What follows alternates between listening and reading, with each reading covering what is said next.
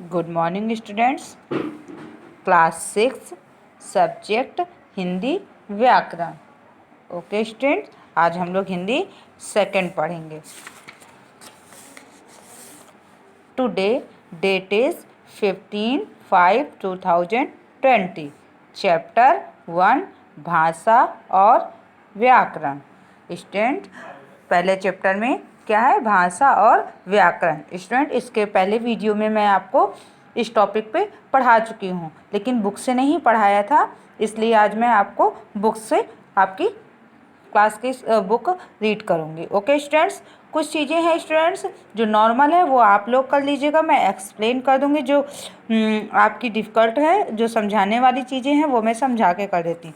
Okay student, भाषा किसे कहते हैं आपको मैं पहले ही बता चुकी हूँ। भाषा वह साधन है जिसके द्वारा मानव अपने भावों और विचारों को प्रकट कर सकता है तथा दूसरे के विचारों को ग्रहण कर सकता है। क्या कहलाती है? भाषा कहलाती है। मैंने आपको बताया था ना कि किसी भी दो व्यक्तियों के बीच में या दो से अधिक व्यक्तियों के बीच में जो आपस में भावों और विचारों का आदान प्रदान किया जाता है वो क्या कहलाती है? भाषा कहलाती है। फॉर एग्जाम्पल, जैसे आप पिक्चर देख रहे हैं ना, यहाँ पर शिशु रोकर अथवा हंसकर अपने मन के भाव प्रकट करता है कि उसे भूख लगी है, प्यास लगी है या कोई कष्ट है। देखिए, जैसे छोटा बच्चा होता है ना, वो बोल तो नहीं पाता कुछ भी जब छोटा होता है, लेकिन जब उसको भूख लगती है तो क्या करता है? रोता है। तो हम लोगों को मालूम चलता है कि उसको भूख लगी है या उसको कोई कष्ट है या उसको कुछ प्रॉब्लम है। ओके स्टूडेंट, तो कैसे बोलकर भी हम बता सकते हैं और लिखकर भी अपने भाव को प्रकट करना क्या कहलाता है? भाषा कहलाती है। ओके स्टूडेंट्स, जी आप लोग सारा रीड कर लेंगे, इसमें आपको कोई प्रॉब्लम नहीं होनी चाहिए, आई होप। ओके स्टूडेंट्स, क्योंकि मैं रीड करूँगी तो बहुत टाइम लगेगा। आप लोग अब 6 क्लास में हो, रीडिंग कर सकते हो।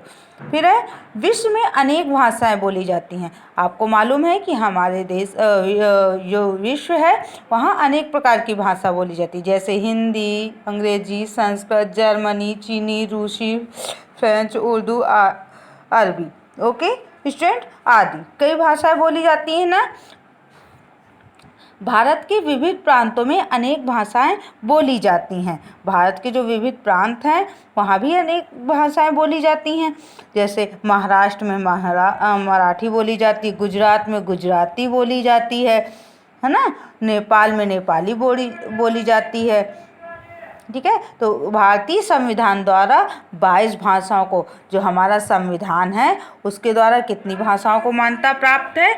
22 भाषाओं को। कितनी भाषाओं को? इसमें अंडरलाइन कर लीजिएगा, 22 भाषाओं को मान्यता प्राप्त है। जैसे हिंदू हो गई आपकी, गुजराती हो गई, कश्मीरी हो गई, मैथिली हो गई, मलयालम हो गई, कई भाषाएं देखिए ये सब लिखी हुई है ना। नेक्स्ट आपको ये पॉइंट भी रीड करना है। 26 जनवरी 1965 को 65 से हिंदी को राजभाषा का दर्जा दिया गया था। आपको क्वेश्चन में पूछ सकता है, कोई भी आपसे पूछ सकता है कि हिंदी को राजभाषा का दर्जा कब दिया गया था? 26 जनवरी 1965 ईस्वी में। परंतु साथ साथ अंग्रेजी का प्रयोग भी निरंतर किया जा रहा है। हम लोगों के यहाँ देखते हैं ना आप लोग कि हम लोगों के यहाँ हिंदी भाषा का भी प्रयोग किया जाता है और अंग्रेजी भाषा का भी। ओके स्टूडेंट्स, नेक्स्ट पेज में ये आप लोग रीड करेंगे, मैंने एक्सप्लेन कर दिया। तो भाषा के रूप, टाइप्स ऑफ लैंग्वेज।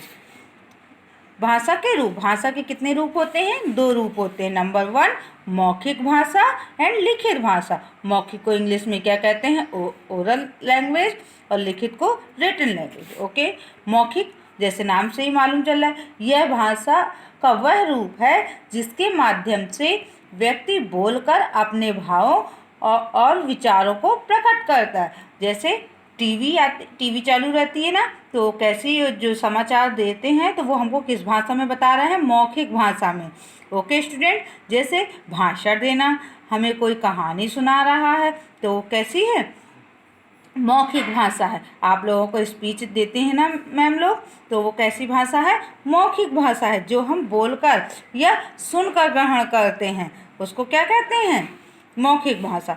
लिखित भाषा, भावों और विचारों को लिखकर प्रकट करना लिखित भाषा कहलाता है। जैसे पत्र लिखना, पत्र हम लिखते हैं किसी को, तो वो कैसी भाषा है? जब जिसके पास हम भेजते हैं तो वो क्या करता है? उसको लिख कर, लिखी हुई है उसको पढ़ता है, तो वो कैसी हो गई? लिखित भाषा। जैसे समाचार पत्र, पुस्तकें, पत्रिकाएं आदि। ओके स्टूडेंट्स, नेक्स्ट है लिपि। लिपि किसे कहते हैं? देखिए, भाषा का वह रूप जिसका आरंभ केवल बोलने में होता है, बोली कहलाता है। क्या कहलाता है? सॉरी स्टूडेंट, मैं बोली आपको एक्सप्लेन कर गई हूँ, लिपि अभी बता देती हूँ।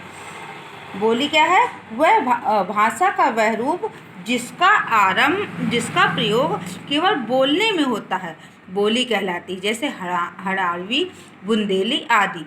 स्टूडेंट्स, बोली जो होती है ये केवल आम भाषा बोलने में प्रयोग की जाती है। इसका प्रयोग हम लोग कागजी या ऑफिसों में नहीं करते हैं। ओके स्टूडेंट, लिपि।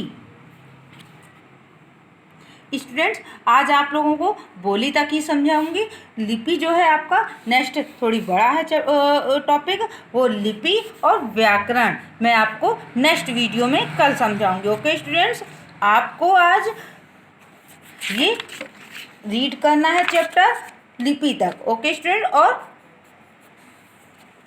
अच्छे से समझना है। Okay student, thank you.